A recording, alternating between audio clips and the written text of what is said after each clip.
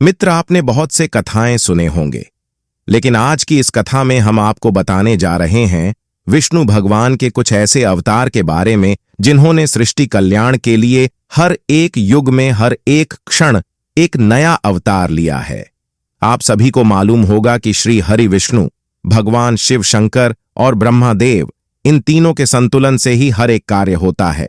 इसी तरह जब परसों पूर्व कुछ भी नहीं था, अनंत ब्रह्मांड में जब ओंकार की खोज आवाज आती रही थी, तब एक प्राचीन पौराणिक और भारतीय शास्त्रों के अनुसार एक ऐसी दिव्य शक्ति प्रकट हुई थी जिसे शिव और शक्ति का प्रारंभ हुआ था। जिस तरह शिव शंकर के पैरों के नीचे से एक बड़ी सी विशाल चटाई निकलते हुए और उन जटाओं के भक्त से निकलते हुए ब्रह्मादेव और ब्रह्मदेव के कमल के नाभि के पुष्प से निकलते श्री हरि विष्णु, इस तरह तीनों देव की उत्पत्ति हुई थी। तभी तीनों देवों ने संचालन के लिए हर एक को अपने से ज्यादा बताने के लिए कार्यभार संभाला था और हर एक टीम ने अपनी प्रत्येक परीक्षा को पास किया था, यानी कि उसमें श्रेष्ठ आई थी। सबसे पहले श्री हरि ने शिव शंकर की जटाओं तक पहुंचे थे और ब्रह्मादेव शिव शंकर के पास पहुंचे थे। लेकिन शिव भगवान तो अनादि अनंत है, उनका तो ना ही कोई ऊपर छोड़ है ना ही नीचे कोई छोड़ है। तभी भगवान शिव कहते हैं कि है श्री हरि विष्णु ही ब्रह्मादेव, आप दोनों ही सर्वश्रेष्ठ। इस तरह इस कार्य को यही स्थगित किया गया। तब शिव शंकर बैरागी थे। उन्होंने ध्यानपूर्वक ध्यान लगाते हुए उन्होंने श्री हरि विष्णु को जगत की रक्षा एवं सुरक्षा के लिए एक दायित्व सौंप था। भक्तों की एवं परिजनों एवं सृष्टि के कल्याण हेतु उन्हें यह दायित्व सौंपा गया था। और ब्रह्मदेव ने अपने से जुड़े हुए एक दूध को निकाला और उसे प्रजापति दक्ष नाम का नाम दिया, और इसी नाम से सृष्टि के निर्माण की गाथा शुरू हुई। तभी सभी देवताओं का उत्पन्न हुआ और सभी देवताओं ने मिलकर पृथ्वी का निर्माण किया। और पृथ्वी के संरक्षण हेतु विष्णु भगवान ने कहीं अलग अलग रूप में अवतार लिए। उन्होंने बहुत से अवतार ऐसे लिए हैं जिससे सृष्टि का कल्याण ही हुआ है। उन्होंने सबसे पहला अवतार, उनके कई अवतार हैं, उनके पर्याप्त होकर 24 अवतार हैं। उनमें से कुछ अवतार ऐसे हैं जो भगवान विष्णु के बहुत ही कार्यव्रत श्री संकड़ी मुनिसक, सानानंद, सनातन कुमार नामक 4 कुमार, क्योंकि सृष्टि की रचना के लिए ब्रह्मा जी से प्रकट हुए 2 मत्स्य अवतार, 3 नारद मुनि ब्रह्मा जी के मानस पुत्र, 4 नारायण, ब्रह्मा देव के प्रपत्र धर्म और रुचिकी, जुड़वा पुत्र 5 हिमेश से दत्तात्रेय यानी ब्रह्मा विष्णु और महेश का रूप मिलता है। 7 कर्म कछुआ समुद्र मंथन करने के लिए यह अवतार लिया गया था। 8वां अवतार समुद्र मंथन के दौरान धनवंतरी और अमृत कलश लेकर प्रकट हुआ था। नया अवतार मोहिनी, समुद्र मंथन के बाद देवताओं को अमृत पिलाने गया था। 10 यज्ञ अवतार, 11 आदिराज, 12 प्रथम, 13 वराह अवतार, और इनमें से श्री हरि विष्णु ने बहुत से अवतार लिए में उन्होंने श्री राम अवतार, श्री कृष्ण अवतार और विष्णु पुराण, कई अवतार उन्होंने अलग अलग तरीके से लिए हैं। अभी हम आपको बताएंगे कि इन अवतारों के कार्य क्या है। सर्वप्रथम सृष्टि के निर्माण के रखते हैं, और भगवान विष्णु ने बहुत ही कार्य किया।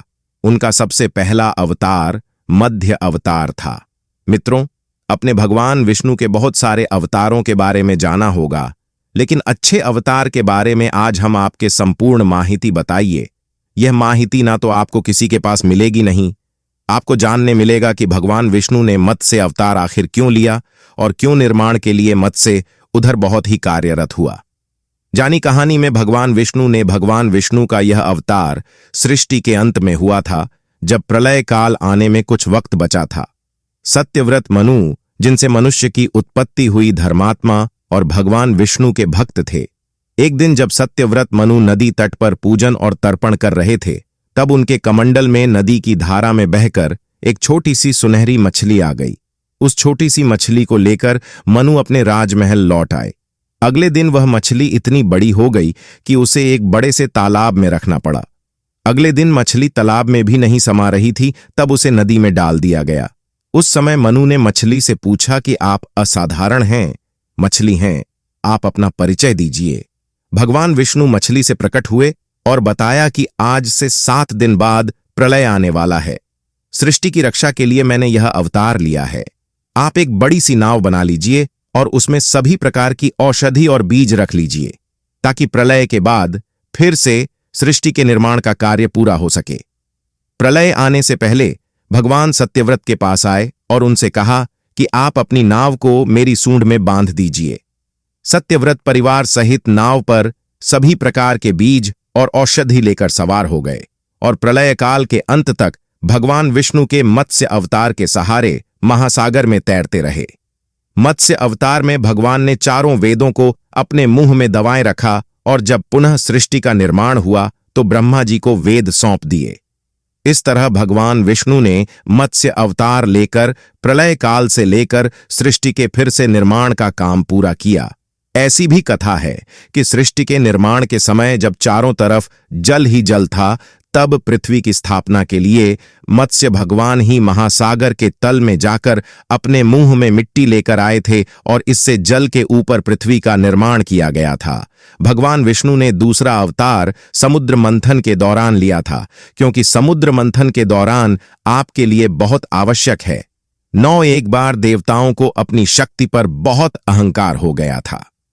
एक बार महर्षि दुर्वासा ने इंद्र को परिजात पुष्प की माला भेंट की थी।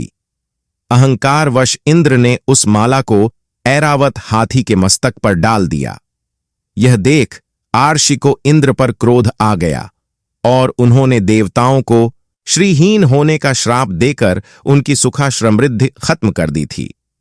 श्राप के प्रभाव से लक्ष्मी सागर में लुप्त हो गई। इसे सुर असुर लोक का सारा वैभव नष्ट हो गया। इस घटना से दुखी होकर इंद्र भगवान विष्णु की शरण में गए। भगवान विष्णु ने इंद्र को देवताओं और दानवों सहित समुद्र मंथन के लिए कहा। तब भगवान विष्णु के कहे अनुसार राक्षस और देवता मंथन के लिए तैयार हो गए। इसके लिए मंदराचल पर्वत को मथानी और नागराज वासुकी को रस्सी बनाया गया। देव राक्षसों ने मंदराचल को समुद्र में डालकर मंथन करना शुरू किया, लेकिन पर्वत का आधार नहीं होने के कारण वो समुद्र में डूबने लगा। ये देखकर भगवान विष्णु ने बहुत बद्हे कूर्म कछुए का रूप लेकर समुद्र में मंदराचल पर्वत को अपनी पीठ पर रख लिया। इससे पर्वत तेजी से घूमने लगा और समुद्र मंथन पूरा हुआ। अभी मित्रों, अपने भगवान विष्णु के पहले और दूसरे अवतार के बारे में जाना, लेकिन अभी आप भगवान विष्णु के तीसरे अवतार के बारे में जानेंगे। क्यों भगवान विष्णु ने वराह हर रूप धारण किया।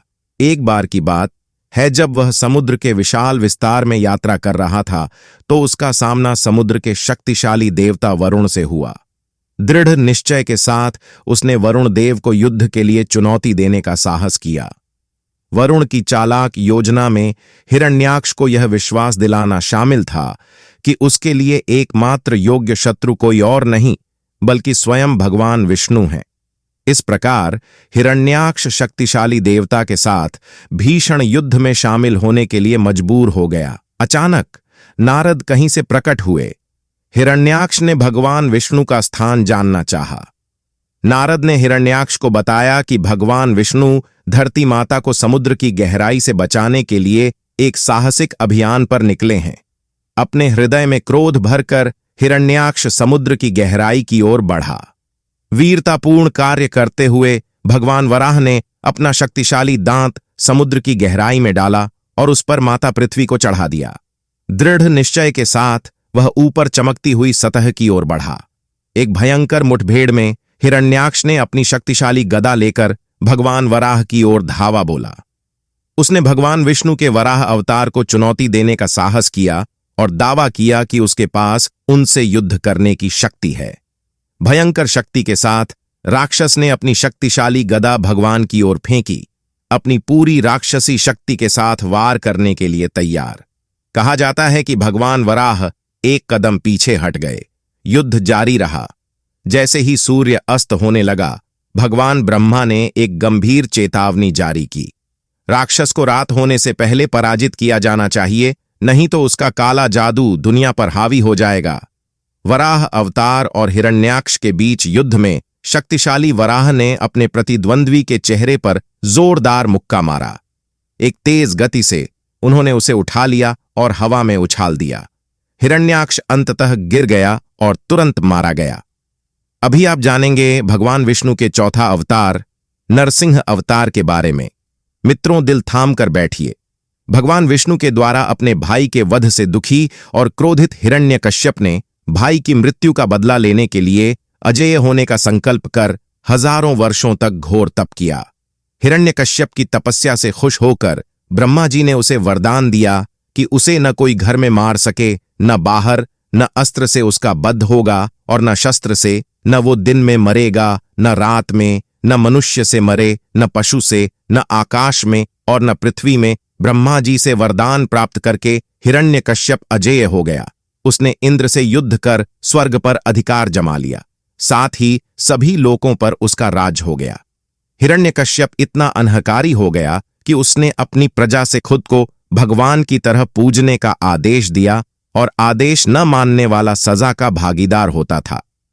हिरण्यकश्यप के अत्याचार की कोई सीमा नहीं रही। उसने प्रभु भक्तों पर अत्याचार करना शुरू कर दिया था। हिरण्यकश्यप का पुत्र प्रहलाद था तो असुर, लेकिन वो अपने पिता से बिल्कुल विपरीत था। प्रहलाद भगवान विष्णु का भक्त था। ये बात उसके पिता को पसंद नहीं थी, जिसके चलते उसने कई बार अपने पुत्र का वध करने की कोशिश की। लेकिन विष्णु भक्त होने के कारण हिरण्यकश्यप प्रहलाद का कुछ भी नहीं बिगाड़ पाया। भक्त प्रहलाद पर हिरण्यकश्यप के अत्याचार की जब सभी सीमाएं पार कर गईं, तब भगवान विष्णु ने नरसिंह अवतार लिया। जैसे हिरण्यकश्यप को वरदान प्राप्त था, वैसे ही भगवान ने उसका वध किया। भगवान नरसिंह ने दिन और रात के बीच के वक्त में आधे मनुष्य और आधे शेर का रूप धारण कर नरसिंह अवतार लिया। भगवान नरसिंह ने खंभा फाड़कर अवतार लिया और हिरण्यकश्यप को मुख्य दरवाजे के बीच अपने पैर पर लिटा दिया। शेर जैसे तेज नाखूनों से पेट फाड़कर उसका वध कर दिया। इस प्रकार से उन्होंने भक्त प्रहलाद की रक्षा की। उन्होंने आशीर्वाद दिया कि जो भी भक्त वैशाख मास के शुक्ल पक्ष की चतुर्दशी को उनका व्रत रखेगा, वह सभी तरह के दुखों से दूर रहेगा। अभी मित्रों, भगवान विष्णु के 5वें अवतार वामन अवतार के बारे में हम मित्रों बात करेंगे। भगवान विष्णु के वामन अवतार की कहानी असुर राजा महाबली के इर्द गिर्द केंद्रित है। महाबली भगवान प्रहलाद के पोते, भगवान विष्णु के भक्त और विरोचन के पुत्र थे। कहानी की शुरुआत देवताओं द्वारा समुद्र मंथन से प्राप्त अमृत को पीकर अमर हो जाने से होती है। असुरों और दैत्यों की सेना को भगवान इंद्र की सेना ने हरा दिया था। इसके बाद दैत्यराज बलि ने शुक्राचार्य अरषि से सलाह मांगी कि वे उसे ऐसा समाधान दें जिससे बलि को अपनी शक्तियां और राज्य वापस पाने में मदद मिल सके। आशि शुक्राचार्य ने उनकी व्यथा सुनकर उनसे महाभिषेक विश्वजीत यज्ञ करने को कहा, ताकि पता चल सके कि उन्होंने क्या खोया है। राजा बलि ने अपने आचार्य की बुद्धिमानी भरी बातें सुनकर तुरंत सहमति दे दी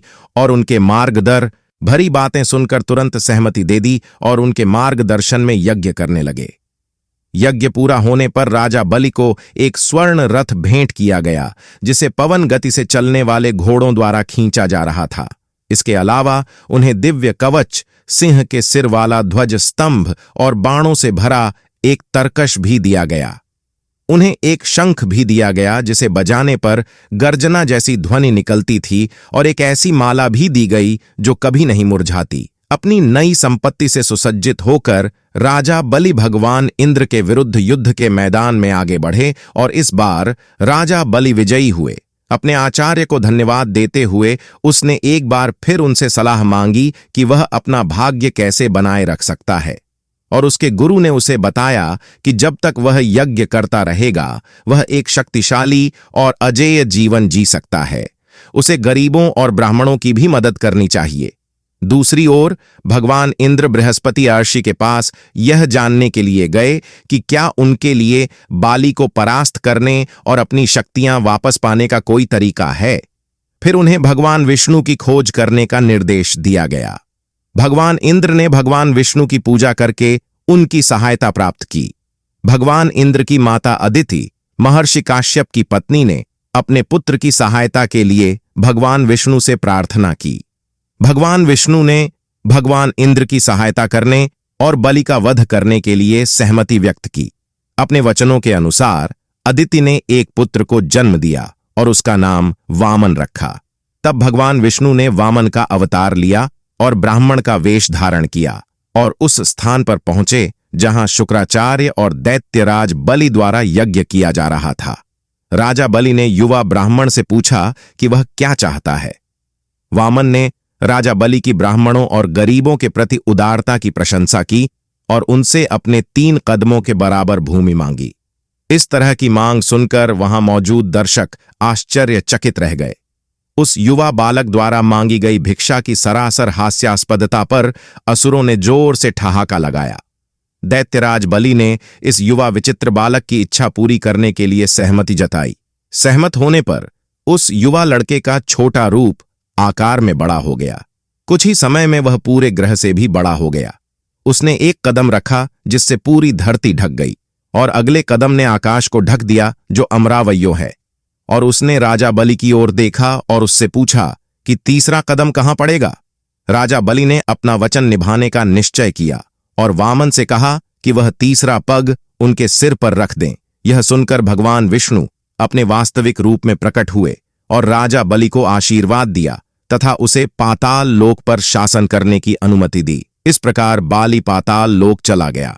मित्रों, इस कथा में हमने आपको भगवान विष्णु के 5 अवतारों के बारे में बताया है। हमारे चैनल को सब्सक्राइब करें और लाइक करें और आगे भगवान विष्णु के आगे की अवतार को जानने के लिए हमारे चैनल को सब्सक्राइब करें और बेल आइकॉन दबाएं। प्रणाम।